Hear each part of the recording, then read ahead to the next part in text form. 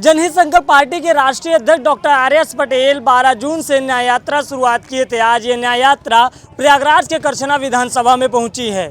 आज हम जानेंगे डॉक्टर आर.एस. पटेल साहब से कि ये न्याय यात्रा क्यों निकाली गई और किन मुद्दों पर ये यात्रा निकाली जा रही है। सरदार सेना के भी राष्ट्रीय अध्यक्ष हैं और जनहित संकल्प पार्टी के राष्ट्रीय अध्यक्ष डॉक्टर आर.एस. पटेल लगातार सामाजिक मुद्दों पर मुखर रहे हैं। परीक्षा में धांधली, सामाजिक न्याय, महिलाओं के आरक्षण समेत कई मुद्दों को लेकर के निकाली गई है न्याय यात्रा। आइए बातचीत करते हैं डॉक्टर आर.एस. पटेल से और जानने की कोशिश करते हैं ये जनहित संकल्प पार्टी का न्याय यात्रा किस मुद्दों पर है। पूरे प्रदेश में 12 जून से ये न्याय यात्रा जनहित संकल्प पार्टी की निकली हुई है। अब यह न्याय यात्रा क्रांति यात्रा के रूप में बदल चुकी है। पूरे देश के अंदर, खासकर उत्तर प्रदेश में योगी सरकार के जातिवाद, पिछड़ों के ऊपर हो रही हिंसा, पटेलों की हो रही हत्या, हमारी माओ बहनों के साथ हो रहे अपराध के खिलाफ न्याय यात्रा न्याय के रूप में निकला हुआ है। और व्यवस्था परिवर्तन की यात्रा सत्ता परिवर्तन के साथ जनहित संकल्प पार्टी की सरकार बनाने को निकला हुआ है। बड़ा जन सैलाब उमड़ा हुआ है, जहाँ जहाँ आपकी न्याय यात्रा चल रही है, बड़ा लोग आपके साथ जुड़ रहे हैं। क्या ये लोग व्यवस्था परिवर्तन के लिए आ रहे हैं? मैं आपको अगर एक लाइन में कहूँ तो ये आप समझ लें, ये हमारे पूरे पिछड़े समाज के लोग उत्तर प्रदेश में भाजपा की सत्ता देख लिए, सपा की सत्ता देख लिए, बसपा की सत्ता देख लिए, कांग्रेस की सत्ता देख लिए हैं।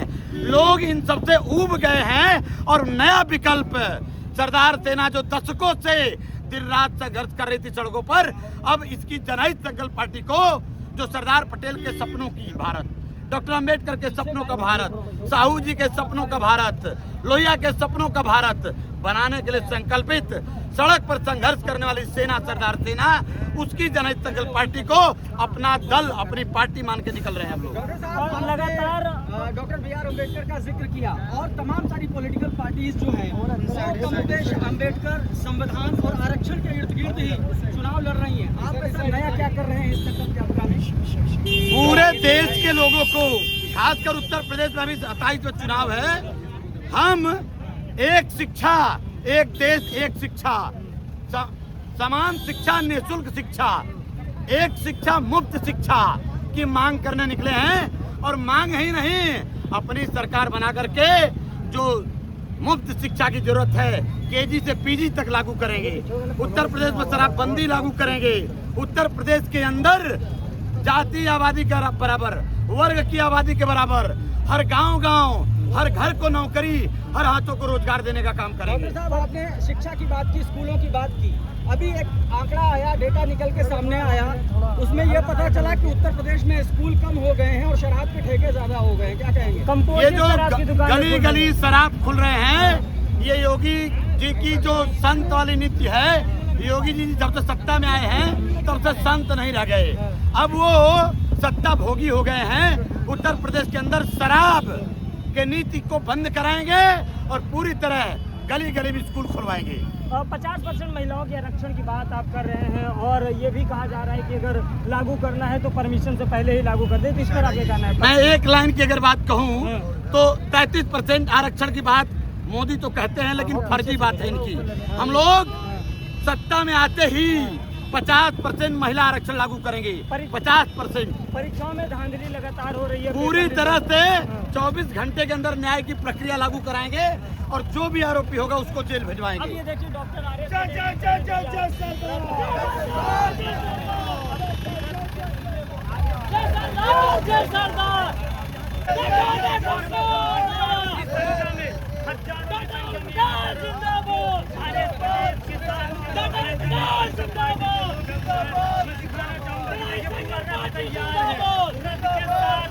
जनहित संकल्प पार्टी के राष्ट्रीय अध्यक्ष डॉक्टर आर.एस. पटेल अब आगे न्याय यात्रा को लेकर के जा रहे हैं। ये 12 जून से निकली न्याय यात्रा आज करछना विधानसभा में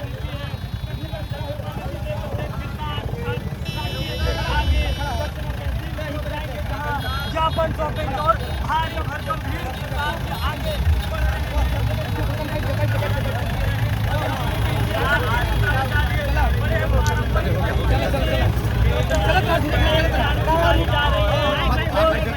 बाइक के साथ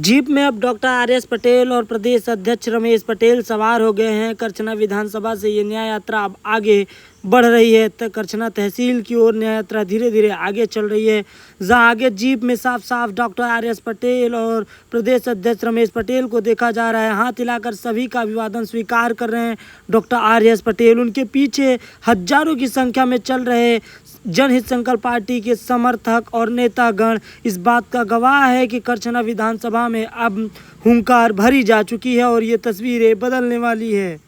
आप सुन रहे थे डॉक्टर आर.एस. पटेल को और आप देखिए करछना विधानसभा में हजारों की संख्या में इस न्याय यात्रा में शामिल होने के लिए जनहित संकल्प पार्टी के कार्यकर्ता समर्थक मौजूद रहे। उन्होंने एसडीएम महोदय को ज्ञापन भी सौंपा। लगातार जिस तरीके से सामाजिक न्याय के मुद्दों पर डॉक्टर आर.एस. पटेल मुखर हो रहे हैं, उनसे उनके समर्थन भी काफ़ी ज़्यादा बढ़ रहा है। करछना विधानसभा का जो समीकरण है वो अब दिलचस्प होता जा रहा है। आगामी 2027 विधानसभा चुनाव के मद्देनज़र यहाँ पटेल वोटरों की संख्या भी ज़्यादा है और अगर ऐसे में रमेश पटेल बढ़िया फाइट करते हैं तब ये जो करछना विधानसभा सीट है वो काफ़ी ज़्यादा त्रिकोणीय मामले में फंसती नज़र आ रही है। तो हम आपको दिखा रहे थे कि न्याय यात्रा में क्या क्या मुद्दे लेकर के डॉक्टर आर.एस. पटेल उतरे हैं और करछना विधानसभा में रमेश पटेल की धाक कितनी है। ऐसे ही खबरें हम आपको दिखाते रहेंगे। चलिए मिलते हैं किसी और खबर के साथ, तब तक के लिए नमस्कार।